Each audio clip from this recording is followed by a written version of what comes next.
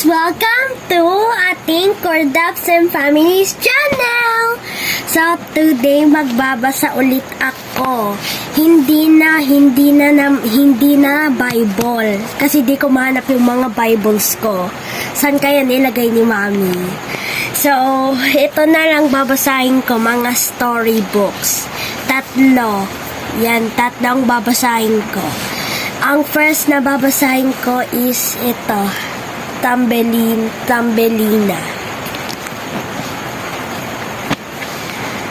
Let's open it and read. One day, a white butterfly. Wait. No. Sorry. Okay.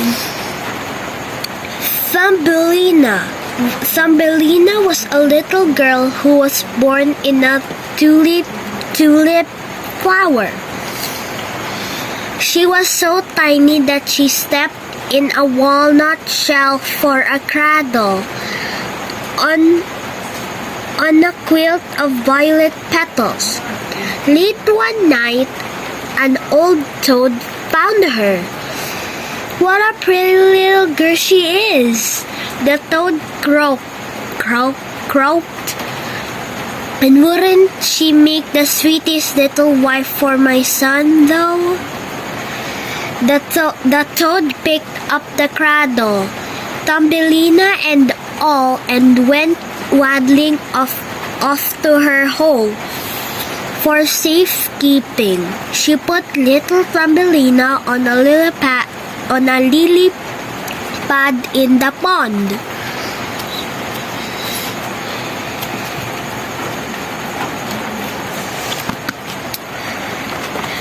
One day, a white butterfly came to Thumbelina and said, You are much too pretty to marry an ugly frog. Let me hold your ribbon. Then I will tow you away from here. The fishes in the pond nibbled through the stalk of the lily pad, and Thumbelina went sailing off. Wait. All summer long, Thumbelina lived happily in the forest. She was not lonely, for the flowers kept her company. She made herself a little hammock where she would sit and listen to the birds sing. Best of all, she loved to watch the swallows as they soared and swooped, twittering merrily all the while. But one day, the swallows flew away. Summer was passing, and soon it would be winter.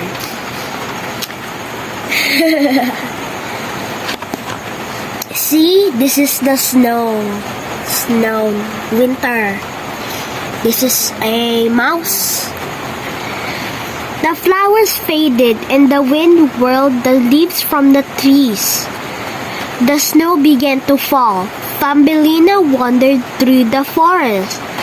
Where could she find a place to hide from the cold? At last, she came out into a meadow where she saw a snug little cottage belonging to an old field mouse.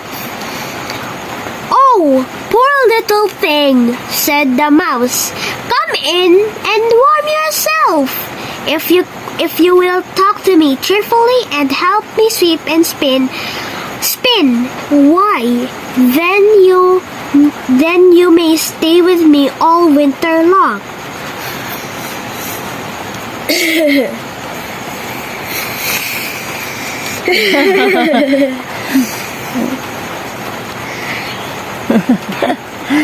May kakaibang ginagawa. Okay. Wait. May kakaibang ginagawa siya, guys. Ano to? Ano siya? Anong animal siya? Mouse. He doesn't look like a mouse to me. Ewan ko anong animal siya. Ito yung mouse. Ito yung ibang animal. Di ko alam. Yan yung nag-ampon kay Thumbelina. Huh? Okay. At first, Thumbelina was happy, for the field mouse Yung nagbabasa ko tinatanong. what? Treated her kindly. But before long, the mouse took it into her head that Thumbelina of to get married. There's our neighbor, the mole. You'd be a lucky girl indeed, if only you could marry him. Now, he's very rich and very learned, and you know, I think he's taken a fancy to you. Of course, you'd have to stay underground all the time, for he can abide. What's this word? Abide. You sure it's abide? Abide the sun. Wala siyang tiwala sa akin. Huwag ka nang magtanong. No, it's air inside air. Dali na nga. Hayaan mo na yan. Where was I? But you'll not miss a little thing like that once you've settled down in that splendid hole of his.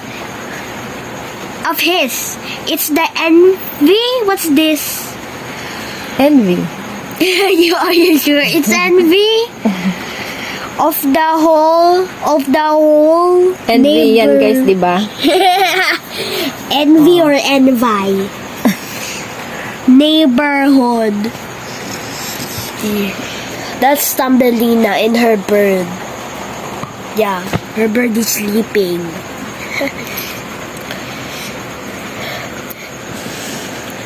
Soon, the mole invited them for a visit. There's a dead bird in my passage, but don't let that frighten you, my dear. Foolish things, birds, all that they do is sing. But the bird was not dead at all, only faint from hunger and cold. It was one of the swallows that Thumbelina had loved so much. She fed it and cared for it, and by the time spring came, it was strong enough to fly away into the sunlight.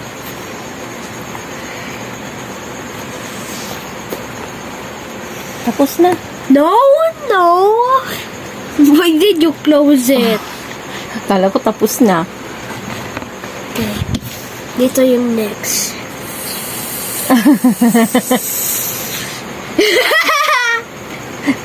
Air! May ginagawa siyang kakaiba guys. Thumbelina did not want to marry the mole and live in the dark. But the old mouse insisted, and besides, she has no other place to go. On the last day of summer, she went to say farewell to the world of light. Goodbye, bright sun, she said. I shall never see your face again. The sun doesn't have a face. Then she heard a familiar twittering, and a swallow swooped down beside her. Hurry and get on my back! You saved my life, and now I will take you with me to the sun's own home in the south.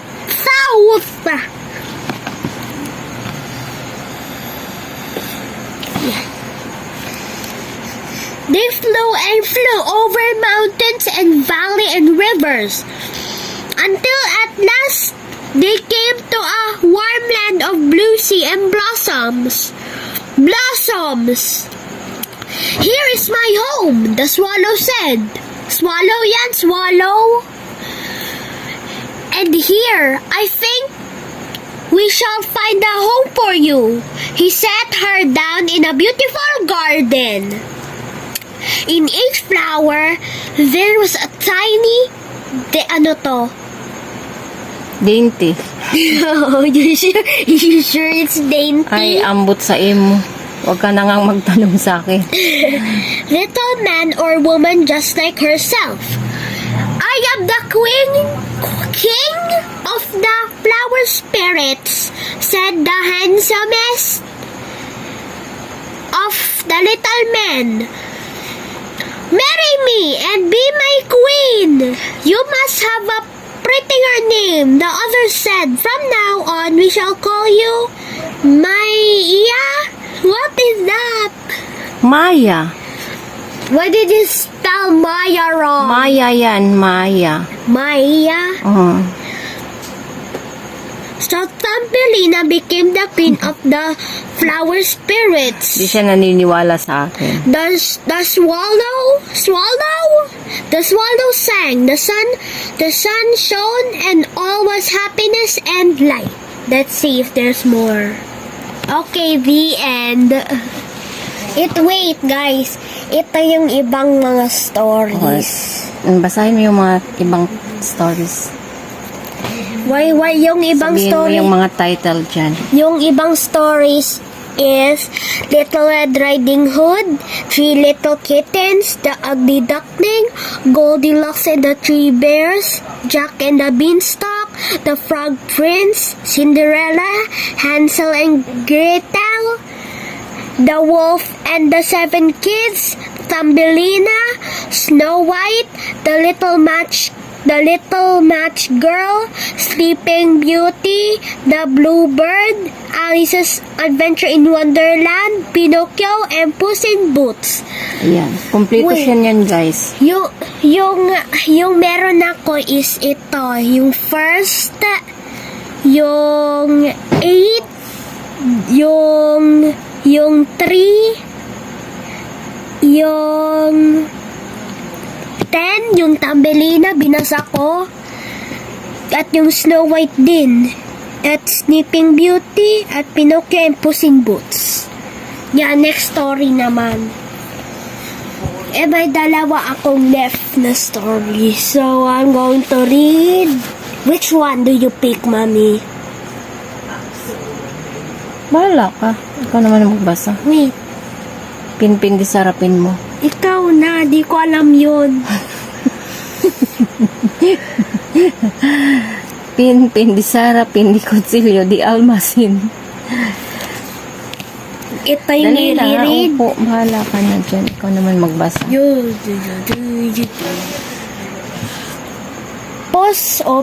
Puss in Boots. Okay, I will. You just. Okay, now I will read you. Yan ang ginagawa niya sa mga storybook niya. Oh. Yan, ganyan siya ka kulit. Ano yung sinulat mo dyan? Plenty of good ideas of his own. Sawa itong anak ko. Okay, next mo na yan basahin. Bye-bye, guys! Bukas naman!